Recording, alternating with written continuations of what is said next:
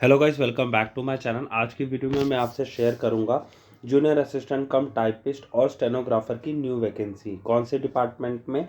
वो है आपकी Indira Gandhi national open university में। और उसके बाद मैं आज की वीडियो में आपसे बताऊंगा इन पोस्ट के लिए क्या होगा एजुकेशनल क्वालिफिकेशन और कब से कब तक आप अप्लाई कर सकते हैं और कितनी नंबर ऑफ वैकेंसीज हैं, ये सब कुछ। तो मेरी आपसे रिक्वेस्ट है वीडियो पूरी देखना, और अगर आपको वीडियो इन्फॉर्मेटिव लगे और इस पोस्ट के रिगार्डिंग छोटी से छोटी अपडेट देखना चाहेंगे तो प्लीज़ इस चैनल को सब्सक्राइब कर देना। तो चलिए शुरू करते हैं आज की वीडियो को। अब ये है वो नोटिफिकेशन जिसकी कॉपी आपको मेरे टेलीग्राम चैनल पे भी मिल जाएगी। अब चाहें तो ये वाला नोटिफिकेशन पीडीएफ फॉर्मेट में मेरे टेलीग्राम चैनल से डाउनलोड कर सकते हैं। और नेम वही है, उड़ी पतंग क्लासेस, जो कि यूट्यूब चैनल का नाम है। अब देखिए इंपॉर्टेंट अपडेट्स की या फिर इंपॉर्टेंट डेट्स की अगर मैं बात करूं, आप 1 दिसंबर से 21 दिसंबर के बीच में इस फॉर्म को अप्लाई कर सकते हैं। लास्ट डेट है 21 दिसंबर आपकी। और करेक्शन अगर आपको कोई भी करनी है, अगर अपने फॉर्म में आपसे गलती से आपसे मिस्टेक हो गई है, तो 22 से लेके 25 दिसंबर तक आप अपना करेक्शन कर सकते हैं। अनरिजर्व्ड यूआर और ओबीसी के लिए आपका 1000 रुपये फीस है। एससी एसटी ईडब्ल्यूएस और फीमेल के लिए 600 रुपये फीस है। पीडब्ल्यूबीडी के लिए आपका नील फीस है, ठीक है। और उसके बाद डेट ऑफ एग्जामिनेशन अभी नहीं बताई गई है। और अगर आपको डायरेक्ट लिंक पे जाके क्लिक करना है, आप इस वाले लिंक पे क्लिक करके आप जाके अपना फॉर्म अप्लाई कर सकते हैं। अब हम बात कर लेते हैं कितनी नंबर ऑफ आपकी वैकेंसीज हैं। तो गाइस ये आपके स्क्रीन पे है, आप देख पा रहे होंगे जूनियर असिस्टेंट कम टाइपिस्ट की, जो कि लेवल 2 की पोस्ट है। 19,900 जिनका बेसिक पे होगा और एज लिमिट 18 से 27 साल है। नंबर ऑफ वैकेंसीज टोटल की अगर हम बात करें 50 हैं। ईडब्ल्यूएस में 5 हैं, ओबीसी में 14, एसटी में 4, एससी में 8, यूआर में 9 है, ठीक है। और पीडब्ल्यूबीडी में 2 है, एक्स सर्विसमैन में 5 है, मेरिटोरियस स्पोर्ट्स पर्सन के लिए आपकी 3 है। और वहीं एजुकेशनल क्वालिफिकेशन की बात की जाए तो 10+2, जी हाँ 10+2 है आपका बेसिक क्वालिफिकेशन एजुकेशनल। और उसके बाद स्किल टेस्ट में आपका टाइपिंग टेस्ट होगा, जिसमें आपकी 40 वर्ड्स पर मिनट इन इंग्लिश चाहिए और 35 वर्ड्स पर मिनट इन हिंदी चाहिए, ठीक है गाइज। और तो गाइस और एक और चीज़ जो कि आप सबसे ज़्यादा पूछते हैं कि सर दोनों है, नहीं, और लिखा है और मतलब है या तो आपका इंग्लिश में होगा या फिर हिंदी में होगा।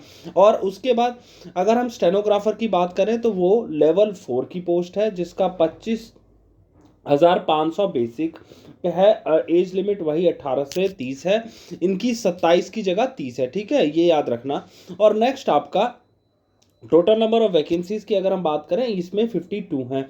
ईडब्ल्यूएस की 5 है, ओबीसी की 14, एसटी की 3, एससी की 7 और यूआर की 23 है, ठीक है। और पीडब्ल्यूबीडी की आपकी 2 है, एक्स सर्विसमैन की 5 है, मेरिटोरियस स्टूडेंट की 2 है, ठीक है। और इसमें भी एजुकेशनल क्वालिफिकेशन आपको 10+2 चाहिए। टाइपिंग स्पीड आपकी इंग्लिश में 40 होनी चाहिए, और अगर आप हिंदी में देंगे तो आपकी 35 होनी चाहिए। शॉर्ट हैंड आपका 80 वर्ड पर मिनट चाहिए। डिजायरेबल में आपका a bachelor's degree from a recognized university, और कंप्यूटर नॉलेज अगर एडिशनल है तो ये तो एकदम फेदर इन द कैप हो गया, ठीक है। अब इसके बाद अगर आप, कुछ लोग ये पूछेंगे सर 50 वैकेंसीज तो कम है, क्या हमें भरना चाहिए? नहीं, तो गाइस ये एक सबसे बड़ा, देखिए इसमें 40 वर्ड पर मिनट की टाइपिंग मांगी गई है, और 40 वर्ड पर मिनट ना हर किसी के बस की बात नहीं होता अचीव करना। लोग एसएससी के 35 वर्ड्स पर मिनट में ही वो उतना नहीं अचीव कर पाते। तो अगर आपकी टाइपिंग अच्छी है और अच्छा खासा आपकी प्रिपरेशन है, तो मेरी आप लोगों से रिक्वेस्ट रहेगी आप ज़रूर इस फॉर्म को भरिए।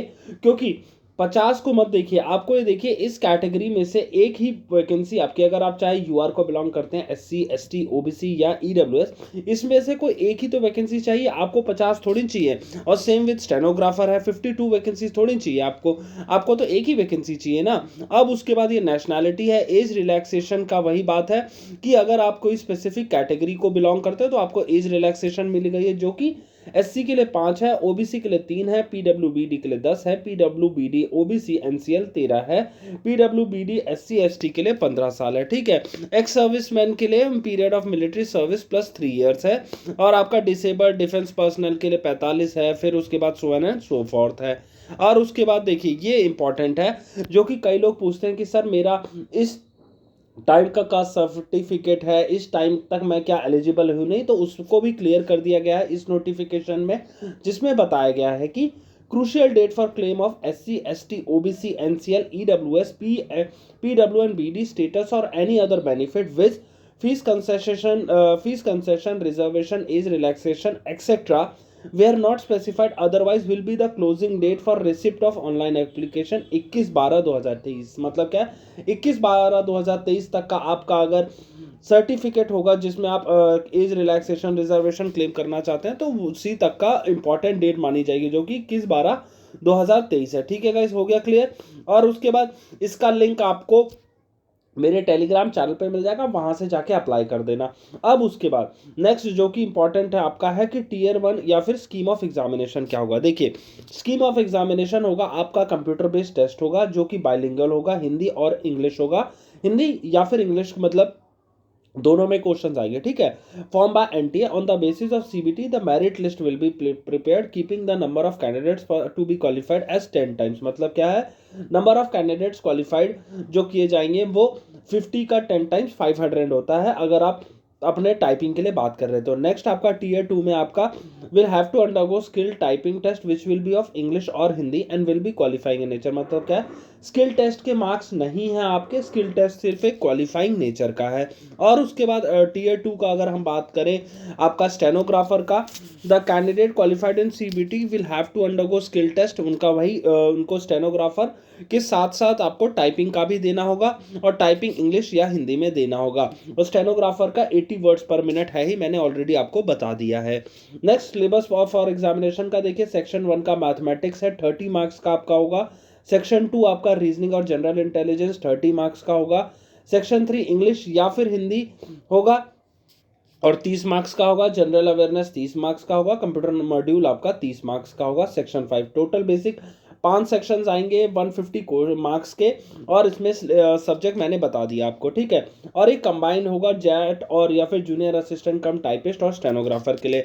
टीयर 2 जो है जैट का अलग होगा और वहीं स्टेनोग्राफर का अलग होगा। ये आप सिलेबस देख पा रहे होंगे अपनी स्क्रीन पे, ये सब है इंग्लिश लैंग्वेज एंड कॉम्प्रिहेंशन का। ठीक है, और नेक्स्ट आपका जनरल अवेयरनेस। आप सही कुछ लोग पूछेंगे सर करंट अफेयर्स आएंगे नहीं आएंगे, तो यस करंट अफेयर्स आएंगे। वो आपको देखिए, ये अगर end of such matters of everyday observation and experience, ठीक है, करंट इवेंट्स, ये भी आपका मतलब क्लियर हो गया कि करंट अफेयर्स आएंगे। ठीक है, कंप्यूटर मॉड्यूल में आप अपने स्क्रीन पे देख ही रहे होंगे कि कौन कौन क्या क्या सिलेबस है, क्या क्या हमें तैयारी करनी है। और इसके बाद भी अगर प्रीवियस ईयर जो कि जूनियर असिस्टेंट कम टाइपिस्ट का पेपर हुआ ना, वो आपको मेरे टेलीग्राम चैनल जिसका नाम ओडी पतंग क्लासेस है, वहां पे मिल जाएगा। आप वहां से जाके एक रफ आइडिया ले सकते हैं कि एनटीए जब कंडक्ट करवाता है इग्नू के लिए जूनियर असिस्टेंट कम टाइपिस्ट का पेपर, तो वो किस लेवल के क्वेश्चंस पूछता है। और भी कई इंपॉर्टेंट एग्जाम्स के क्वेश्चन पेपर मिल जाएंगे, वहां से वो भी जरूर देख लेना। अभी के लिए गाइज यही था आपका, मैंने आपको फीस स्ट्रक्चर बता दिया, आपको स्कीम बता दी, आपको इंपॉर्टेंट डेट्स बता दी हैं, और उसके बाद क्या बेसिक एजुकेशनल क्वालिफिकेशन रिक्वायरमेंट है as for junior assistant cum typist and stenographer in IGNOU. अभी के लिए यही था मेरी तरफ से, और अगर इस पोस्ट के रिगार्डिंग और भी कोई अपडेट आएगी मैं आपसे शेयर कर दूंगा। तब तक के लिए प्लीज इस वीडियो को लाइक कर देना, चैनल को सब्सक्राइब जरूर कर लेना, हर वीडियो की नोटिफिकेशन सबसे पहले पाने के लिए। यह था आज का मेरी तरफ से video. Thank you for watching.